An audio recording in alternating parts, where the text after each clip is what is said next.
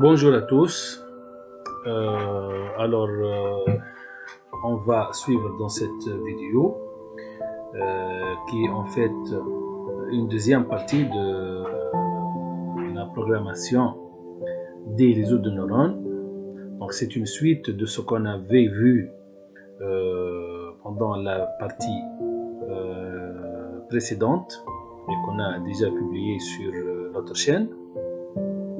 Donc je vous rappelle juste que la dernière fois on a fait la programmation de ce type de neurones avec l'algorithme de la rétropropagation et on a insisté sur l'évolution de l'erreur et puis la généralisation à la fin de l'apprentissage.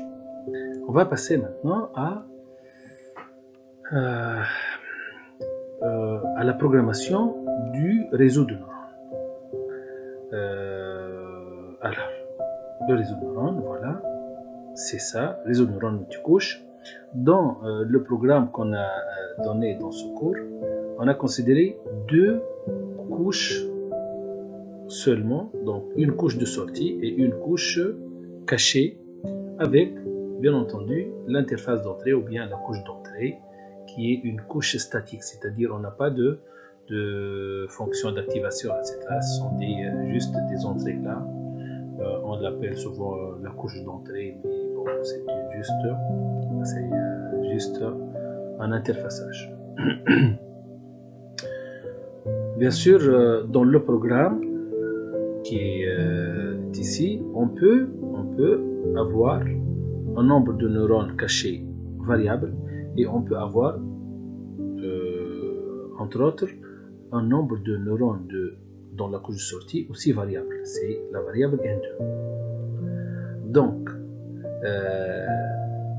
les notes que je vous ai montrées là sont les mêmes notes, surtout pour les variables, sont les mêmes notes qu'on a utilisées dans le programme. Donc, on a regroupé les entrées dans le vecteur Y0. Le nombre d'entrées, c'est N0. Le nombre de neurones dans la couche cachée, N1. Les coefficients synaptiques sont regroupés dans la matrice W1. La sortie des combinateurs linéaires, les sorties, on les a regroupées dans le vecteur E1. Les sorties de la couche, on les a regroupées dans le vecteur Y1. Les coefficients synaptiques relatifs à la couche de sortie sont regroupés dans la matrice W2. Le nombre de neurones de sortie, c'est N2, U2 et puis Y2. Voilà. Maintenant, on a choisi une application qui admet 4 entrées et une sortie désirée. Exemple d'un système qui possède 4 entrées et une sortie, une seule réponse, soit disons la vitesse ou bien je sais pas, une déviation, etc., qui est commandée par 4 grandeurs. Donc ça, c'est un petit exemple pédagogique pour pouvoir comprendre la dynamique et le fonctionnement du réseau de neurones. Toutefois, si vous avez une base de données, vous n'avez qu'à changer ces entrées-là par votre base de données. Je vais vous montrer à la fin comment extraire de ce programme-là un réseau universel que vous pouvez utiliser pour n'importe quelle application, juste vous spécifiez les entrées et les sorties désirées. Donc, on a ici 4 entrées. Si on suppose que ce sont des entrées bipolaires, alors on a 16 combinaisons possibles et à chaque combinaison, on a une sortie désirée. Voilà, donc si je vais faire rapidement pour que la vidéo ne soit pas très longue. Alors, pardon. Alors, après la définition de la base d'apprentissage, je commence comme d'habitude par clear. Je préfère peut-être copier le programme et aller dans MATLAB. Comme ça, on va voir les différentes colorations qui vont être réalisé par le compilateur. C'est mieux peut-être. Voilà. Je vais voilà. CTRL-C pour copier. Et puis, comme je vous ai montré la dernière fois, voilà, MATLAB, je l'ai préparé. Vous trouvez déjà le programme de la dernière fois. Je clique là-dessus et je fais CTRL-N pour ouvrir un nouveau fichier, CTRL-V pour copier, voilà, et j'obtiens ça. Donc ça, c'est la base de données. Donc, spécification de la base d'apprentissage. Bien. Alors, ça c'est clair, c'est pour, on l'a vu la dernière fois. A, on l'a vu la dernière fois. N0 égale 4. C'est quoi ce 4 là? Ça c'est important. Donc ce 4 c'est la dimension du vecteur d'entrée qu'on dispose. Donc on a ici, chaque vecteur d'entrée est composé de 4 éléments. Donc on devrait avoir 4 entrées. Maintenant, N2, je vais sauter un an. N2, c'est le nombre de neurones de sortie. Le nombre de neurones de sortie devrait être aux mêmes dimensions que le vecteur de sortie désiré. J'ai ici les sorties désirées un par un. Donc, chaque vecteur de sortie est composé d'un seul élément. Pour cela, on a besoin d'un seul neuron. On aurait pu avoir D ici comme étant une matrice comme ça. Ça veut dire qu'on peut avoir beaucoup de neurones de sortie. N1, c'est le nombre de neurones dans la couche cachée qui est variable. Donc, on a un nombre de neurones cachés, donc un choix arbitraire comme il est noté là. Donc, selon les dimensions de la base qu'on dispose là, on doit préciser N0 et N2. N1, c'est un choix variable. Vous pouvez choisir 1, 2, 3, 100, 100 000, comme vous voulez. Mu, c'est le coefficient d'apprentissage. On l'a vu la dernière fois. Le ITC, le nombre d'itérations. L'erreur, on l'a vu la dernière fois. Les coefficients synaptiques, on les a initialisés ici aléatoirement avec la commande rand. Voilà. Donc, avec cette instruction-là, vous pouvez la vérifier. Donc, ça va donner une initialisation aléatoire entre moins 5 et 5. Vous pouvez faire une initialisation entre moins 1 et 1, entre ce que vous voulez. Je reviens pour copier le reste.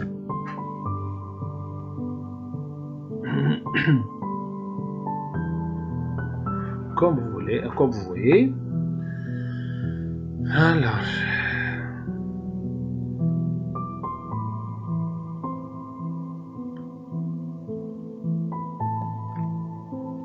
CTRL-C, CTRL-V, et je vais aller encore au fichier pour copier le reste. Allez, tac.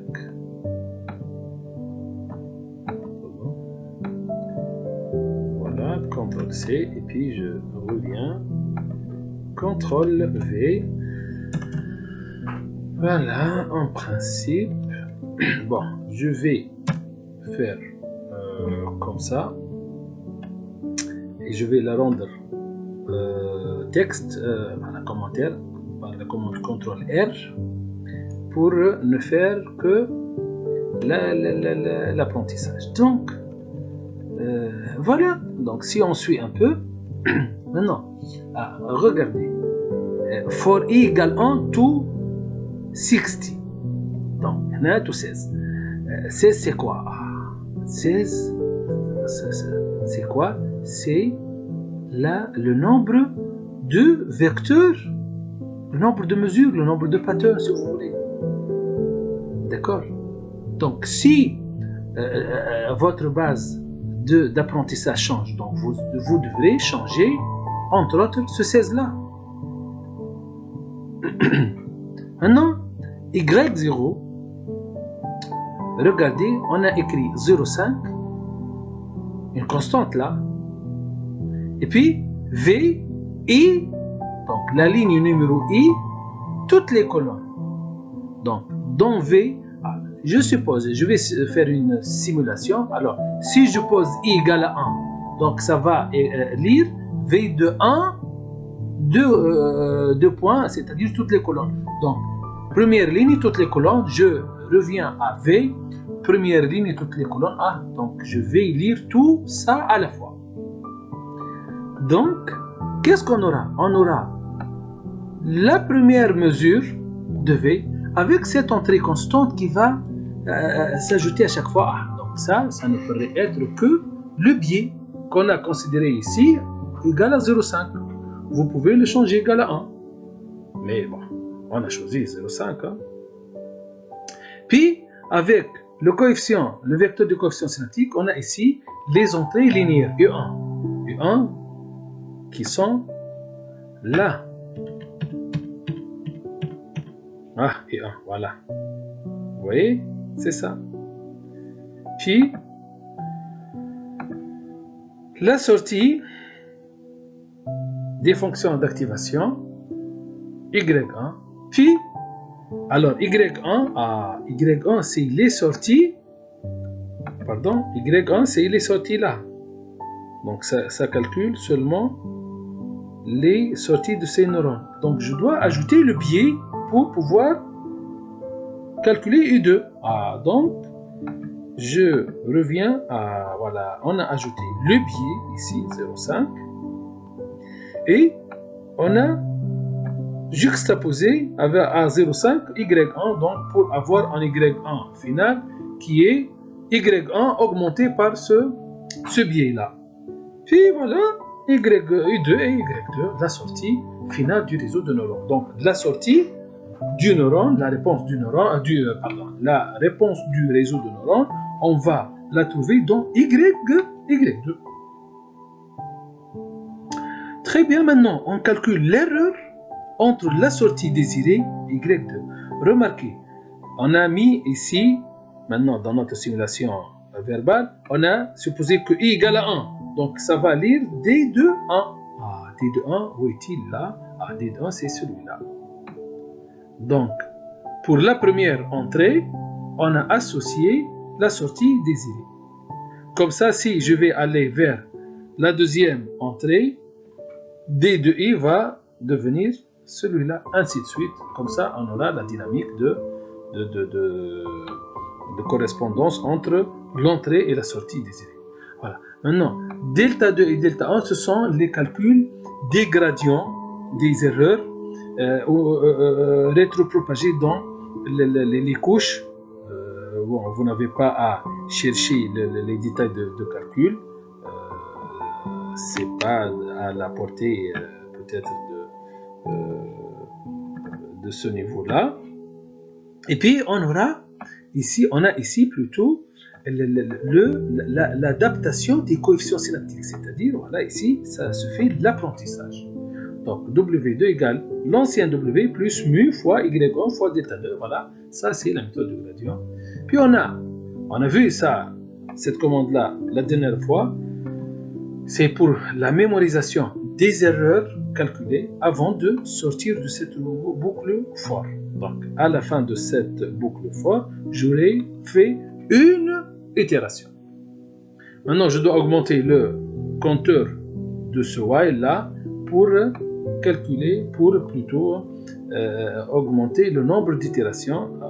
Donc, avant de revenir et annuler EE, qui est l'erreur finale après les 16 mesures, donc avant de l'annuler, je l'ai mémorisé dans le vecteur EBP, c'est l'erreur du back propagation, ou bien error back propagation.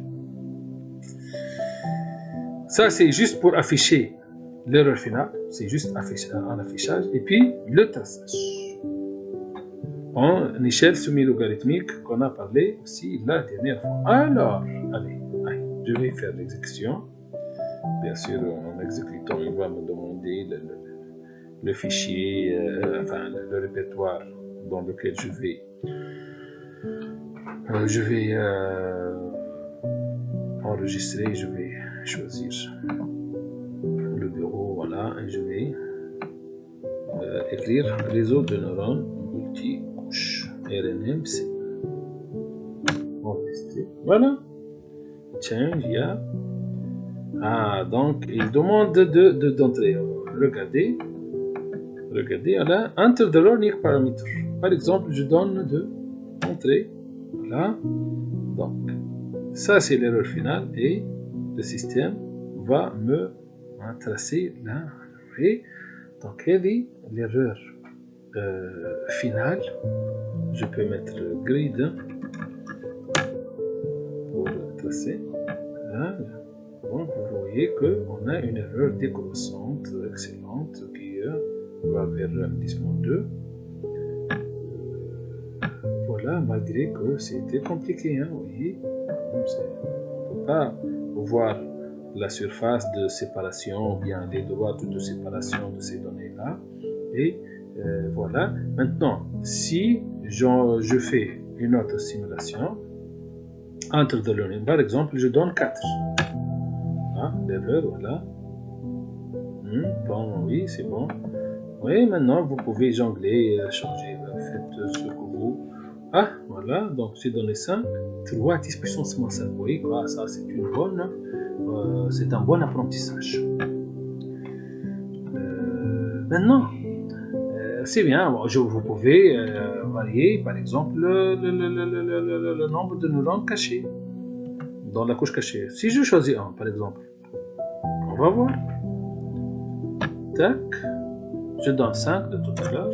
Ah, vous voyez que l'erreur cette fois-ci n'est pas bonne. Pourquoi? Parce que c'est un réseau vraiment n'est pas bien paramétré, parce que un seul neurone pour apprendre tout ça dans les couches cachées, c'est pas suffisant peut-être.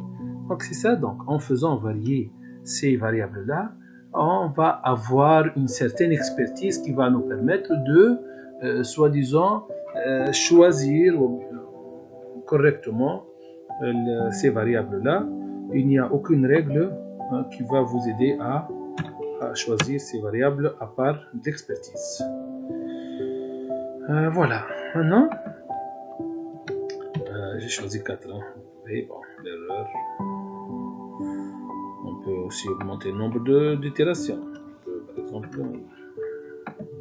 j'ai choisi 10. Je vais voir ce que ça va donner avec 10. D'accord, là, c'est bon. Il semble que 8 neurones, 10 neurones, c'est bon. Je peux augmenter aussi le nombre d'itérations. Oui, le nombre d'itérations. Voilà, le nombre d'itérations. Je peux mettre 1000. Hein. 1000, voilà. Section. J'ai fait 5. Ah, voilà. Je ne sais pas. Il y a eu un double. Tout à l'heure, j'avais 10 puissance moins 11 ans. Si vous avez remarqué. Voilà, 10 puissance moins 6. Vous voyez, si je reviens. Très bon. Maintenant, je vais aller pour tester le réseau. Ah, ça, c'est très important. Bon, je vais enlever le commentaire avec CTRL-T. Voilà. Vous pouvez les trouver dans la barre d'outils, la barre de commandes. Alors, je reprends l'apprentissage 5, 10-8, hein, c'est bien ça, c'est une bonne courbe de... Vous voyez, tac, tac. Après 1000 itérations, 10 puissance moins 8, c'est... Alors, passer à la phase du test, oui. Alors, maintenant, il va me demander 4 entrées. Vous voyez, par exemple, 0. Bon, je vais choisir au début un point connu, pour juste voir, hein, juste pour vérifier. Par exemple, le premier point, hein, on est devant vous, hein, donc moins 0,5, moins 0,5, moins 0,5, moins 0,5, ah, y2 égale 0,9. Remarquez. marqué que ce 09, hein, que c'est la sortie qu'on devrait avoir. Y2, c'est l'affichage du Y2 où est-il? Ah, voilà. Remarquez qu'on n'a pas mis ici un point virgule, puisqu'on n'a pas mis un point virgule, donc le résultat va s'afficher qui est notre résultat. Maintenant, passer à un nouveau test, oui ou non? Oui. Ah, le système, je sais pas, on doit refaire de l'apprentissage. Hein? Bon, si on ne veut pas faire de l'apprentissage parce que c'est un bon point, donc il suffit de répéter le programme de ce point-là, tout simplement. Parce que si je commence là, alors toutes les variables sont mémorisées, donc je ne risque pas d'avoir un problème si je reprends l'exécution de cette partie-là seulement. Donc voilà, maintenant je vous ai dit la dernière fois que c'est la commande F9. Voilà, passer à la phase de test. Vous voyez ici, passer à la phase de test. Oui. Donnez, je vais choisir un autre point. Par exemple, l'avant-dernier point, celui-là qui va donner 0,1. L'avant-dernier, donc 3 plus et 1 moins. Donc 3 plus 0,5, 0,5, 0,5 et 1 moins, 0,5. Donc ça va donner 0,1. Voilà, vous voyez le résultat exact. Passer à la phase de test, oui ou non? Oui, maintenant. Si je donne un point très proche de celui-là, par exemple 0,4, 0,55, 0,48, moins 0,6. Voilà. Vous voyez que c'est un point qui n'a pas été utilisé dans l'apprentissage, mais qui tourne autour de ce point-là. Donc, on devrait avoir en principe un résultat qui tourne autour de 0,1. Comme on a dit la dernière fois, si pendant la phase de généralisation, je suppose que les entrées qui sont supérieures à 0,5 sont égales à 0,9 et les entrées qui sont inférieures à 0,5 sont égales à 0,1, alors je peux dire que voilà, entrée, hein, voilà, donc 0,05, c'est une entrée qui est inférieure à 0,5, donc c'est supposé égal à 0,1. Il est très petit, vous voyez.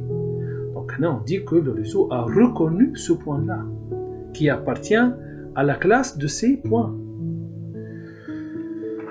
Oui, je vais encore je vais faire un autre test. Par exemple, 0,45, 0,4, 0,48, bien 44, hein, moins 0,55.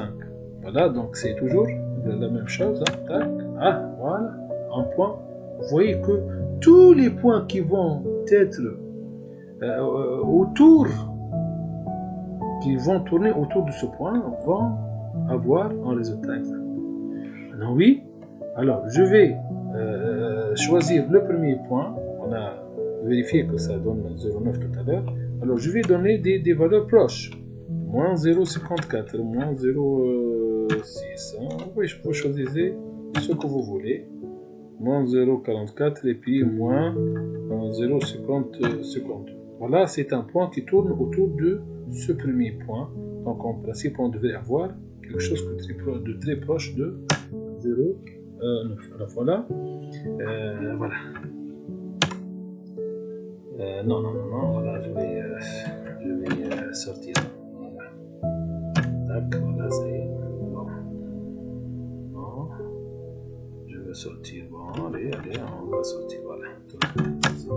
C'est tac.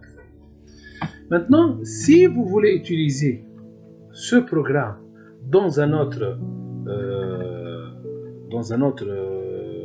problème, donc vous n'avez qu'à spécifier